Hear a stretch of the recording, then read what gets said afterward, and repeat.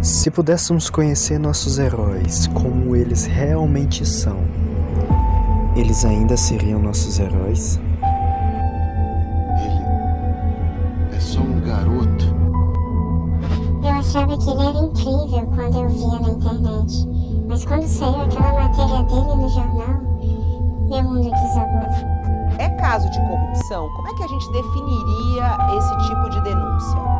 Há um escândalo que está clamando por investigação desde a semana passada. Um colega de trabalho superior olhou pra mim, nojento do mundo, e me falou que gostava das negras.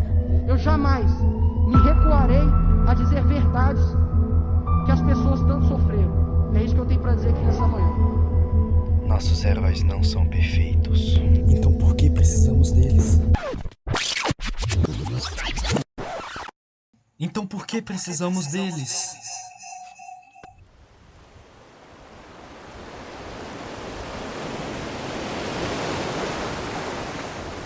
Porque somos seres humanos. Possuímos nossas necessidades, tanto fisiológicas quanto mentais. Já dizia um antigo romance de Rachel Lippincott: precisamos do toque de quem gostamos, tanto do ar que respiramos. Precisamos de nossos heróis, tanto quanto da comida que nos alimentamos. Somos seres sonhadores, que por muitas vezes nos vemos em outras pessoas, que por muitas vezes compartilham algo em comum, seja uma dificuldade física, algo que ela realizou e que também desejamos realizar. É comum cairmos no mito do Superman. Aquela pessoa que parece ser tão cheia de qualidades, tão esperta, tão tudo, que parece ser perfeita, mas afinal, até que ponto isso é nossa culpa? Nós crescemos com esse ideal, que existe algo perfeito que compõe e aglomera todas as virtudes do ser humano. Todas as culturas, todas as religiões, filosofias, mitos, contos, peças, toda a história da humanidade possui essa base de alguém que é perfeito e detém de todas as qualidades. E nós sempre admiramos isso. Com isso, pois, a ideia de ter um homem perfeito, a ideia de existir ou crer que exista um super-homem, nos faz acreditar na nossa superação diária. Por um lado, acreditar que existe um super-homem é bom, pois isso me faz acreditar que eu posso ir além daquilo que eu realmente já fui. Entretanto, isso acaba nos trazendo um prejuízo emocional muito grande, pois isso vai acabar inibindo nossa capacidade de autocultivo, de se testar e de se conhecer, pois sempre vamos ter medo do julgamento que sofremos por termos errado. E o que é estranho é que, por muitas vezes, nós não sabemos de quem temos medo de receber tais julgamentos. Nós simplesmente temos medo. É normal ter medo de julgamento às vezes. Esse medo é bom para criar limite de constrangimentos na sociedade, mas não devemos deixar que esse medo evolua e se torne uma infinidade e temos que sofrer com a alodaxofobia. Utilizamos ele de espelho.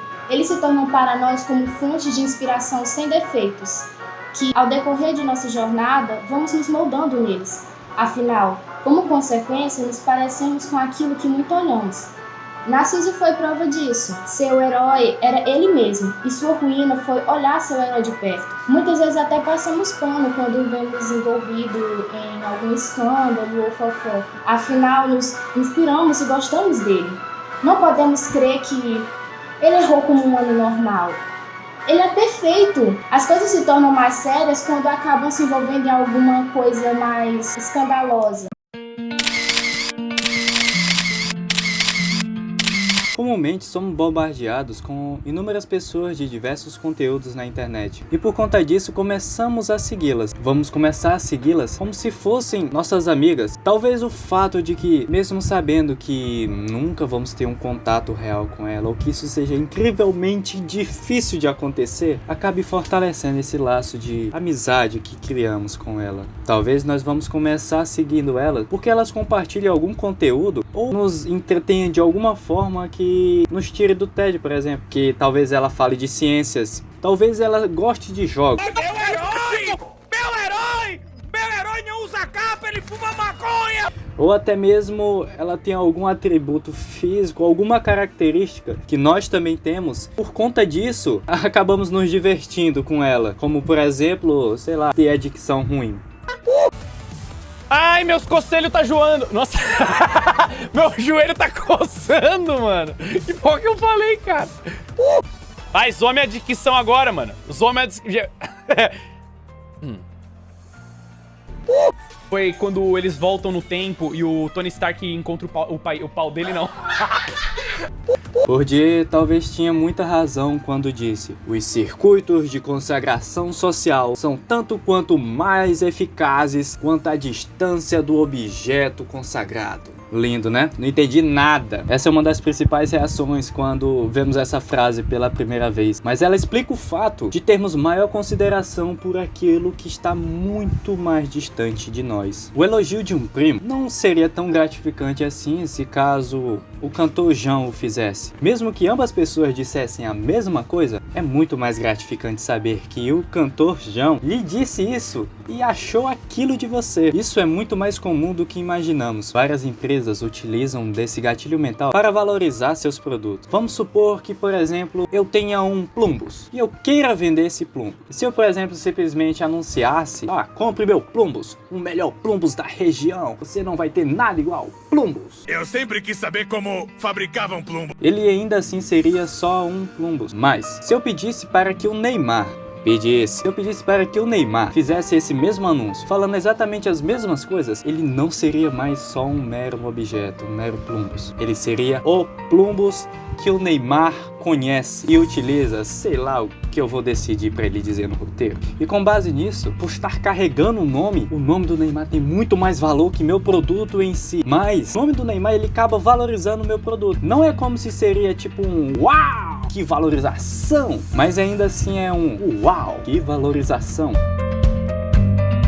Lucas Penteado entrou no BBB 21. Dentre um dos participantes estava o Projota. Projota para o Lucas era seu ídolo. Ele era muito fã, ele inspirou. Não é à toa que ele fez o seguinte pronunciamento: eu ia falar isso olhando pra tu. Ai, vai fazer a letra que tu escreve salva vidas, salvou a minha. Eu nunca imaginei que tu ia aparecer aqui. Saca? Tu salvou a minha vida e a da minha mãe.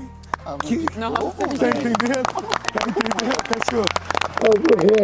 Ganhou inclusive elogios do Thiago Leifert, mas aquela conversa mudou significativamente a participação de Projota no reality show. Dias depois, em uma das festas do BBB, Projota e o Lucas fizeram uma batalha de rima no salão de dança. Aquilo ali ia ser muito épico. Imagine você, sei lá, você que é um cantor, por exemplo, simplesmente subir no palco do seu ídolo e cantar junto com ele. É praticamente a mesma sensação que o Lucas Penteado estava tendo naquele momento. Pela primeira vez, ele desde pivete, que escutava as músicas do Projota, vai poder pela primeira vez na vida dele fazer uma batalha de rima com seu ídolo.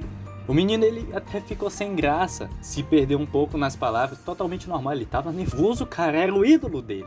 Ele tava nervoso. E o seu ídolo, muito mais experiente, como sempre, arrasou na rima. Entretanto, em uma das conversas com Carol Conká, Projota acabou debochando dele, tirando sarro e não o tratando com aquele carinho de fã que ele merecia. Sabemos que aquelas relações entre ídolos e fãs nem sempre são assim tão fáceis, mas Projota e Lucas Cabello, ídolo e fã. Projota conversou com Lucas Cabello depois de tudo aquilo e prometeu que ia pagar um psicólogo para ele quando ele saiu da casa. Ganhou carinhos, empatia e elogio do Thiago Leifert, mas Projota pareceu não entender a mensagem do recado externo. Thiago Leifert usou a palavra enquadrar. Foi o que o apresentador disse. Só agradecer pela conversa que você teve com o Lucas, que não tem nada a ver com o jogo, só uma conversa de ser humano para ser humano. Obrigado.